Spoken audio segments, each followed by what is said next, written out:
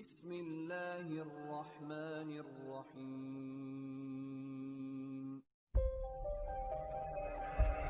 السلام علیکم friends and welcome to my channel world's knowledge. جب فرعون دریا نیل میں غرق ہو گیا اور تمام بنی اسرائیل مسلمان ہو گئے، اور جب حضرت موسیٰ علیہ السلام کو اطمینان نصیب ہو گیا تو اللہ تعالیٰ کا حکم ہوا کہ آپ بنی اسرائیل کا لشکر لے کر ارض مقدس یعنی بیت المقدس میں داخل ہو جائیں۔ اس وقت بیت المقدس پر عمالقہ کی قوم کا قبضہ تھا، جو بدترین قسم کے کفار تھے اور بہت طاقتور جنگجو اور نہایت ہی ظالم لوگ تھے۔ چنانچہ حضرت موسیٰ علیہ السلام 6 لاکھ بنی اسرائیل کو ہمراہ لے کر قوم عمالقہ سے جہاد کے لیے روانہ ہو گئے۔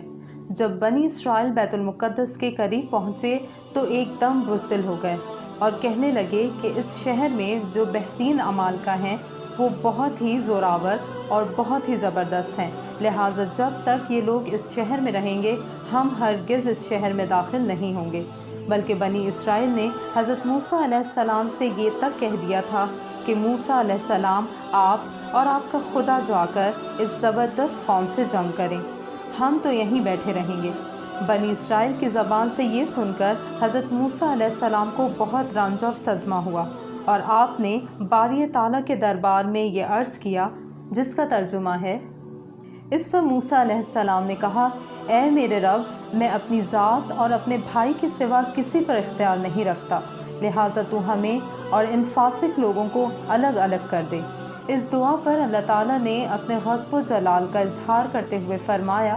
ترجمہ: تو اللہ نے فرمایا، اب ان پر 40 سال تک یہ ملک حرام ہے، میں زمین میں مارے مارے پھریں گے، اور اب تم ہرگز ترس نہ کھانا ان فاسق لوگوں کی حالت پر۔ اس کا نتیجہ یہ ہوا کہ 6 لاکھ بنی اسرائیل ایک میدان میں 40 سال تک بھٹکتے رہے، مگر اس میدان سے باہر نہ نکل سکے۔ اس میدان کا نام میدان طیہ ہے۔ جب حضرت موسیٰ علیہ السلام 6 لاکھ بنی اسرائیل کے ہمراہ اس صحرا میں پہنچے، جہاں نہ سبزہ تھا، نہ سایہ اور نہ گلہ تھا، تو وہاں پہنچ کر حضرت موسیٰ علیہ السلام سے دھوپ گرمی کی شکایت کرنے لگے اور بھوک کی شکایت کرنے لگے۔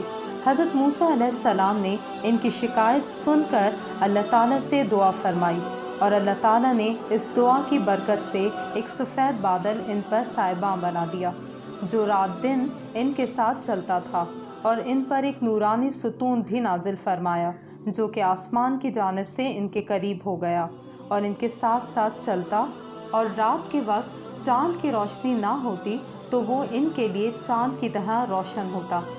اس سفر میں ان کے کپڑے بھی سبحان تعالیٰ کے حکم سے میلے نہ ہوتے اور پرانے بھی نہ ہوتے، ناخن اور بال بھی نہ بڑھتے۔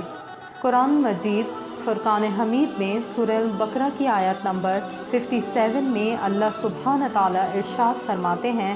ترجمہ: اور ہم نے تمہارے اوپر بادل کو سایہ بنا دیا اور تمہارے اوپر من اور سلوہ اتارا کہ ہماری دی ہوئی پاکیزہ چیزیں کھاؤ، اور انہوں نے ہمارا کچھ نہ بگاڑا بلکہ اپنی جانوں پر ہی ظلم کرتے رہے۔ اس صحرا میں حضرت موسیٰ علیہ السلام کی برکت سے ان کے کھانے کا انتظام اللہ تعالیٰ نے یوں کیا کہ انہیں من اور سلوہ ملنا شروع ہو گیا۔ من و سلوہ کے بارے میں مفسرین کے مختلف اقوال ہیں۔ من کے بارے میں صحیح قول یہ ہے، یہ ترنجبین کی طرح ایک میٹھی چیز تھی جو روزانہ صبح صادق سے طلوع آفتاب تک ہر شخص کے لیے اترتی، اور لوگ اس کو چادروں میں لے کر دن بھر کھاتے رہتے۔ اور بعض مفسرین کے نزدیک من سے مراد وہ تمام چیزیں ہیں جو اللہ تعالیٰ نے اپنے بندوں کو کسی مشقت اور کاشتکاری کے بغیر عطا کر کے ان پر احسان فرمایا۔ اور سلوہ کے بارے میں صحیح قول یہ ہے کہ یہ ایک چھوٹا سا پرندہ تھا، اور اس کے بارے میں ایک قول یہ ہے کہ یہ ایک پرندہ بھنا ہوا بنی اسرائیل کے پاس آتا تھا، اور ایک قول یہ ہے کہ جنوبی ہوا اس پرندے کو لاتی اور بنی اسرائیل اس کا شکار کرتے اور کھاتے۔ یہ دونوں چیزیں ہفتے کو بالکل نہ آتی تھیں، باقی ہر روز پہنچتی تھیں، اور جمعے کو دگنی آتی، اور حکم یہ تھا کہ جمعے کو ہفتے کے لیے بھی جمع کر لو، لیکن ایک دن سے زیادہ کا جمع نہ کرو۔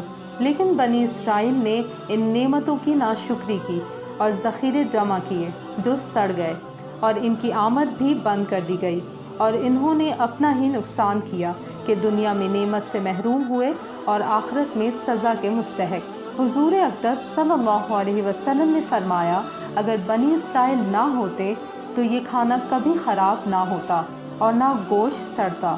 کھانے کا خراب ہونا اور گوشت کا سڑنا اسی تاریخ سے شروع ہوا، ورنہ اس سے پہلے نہ کھانا بگڑتا تھا اور نہ گوشت سڑتا تھا۔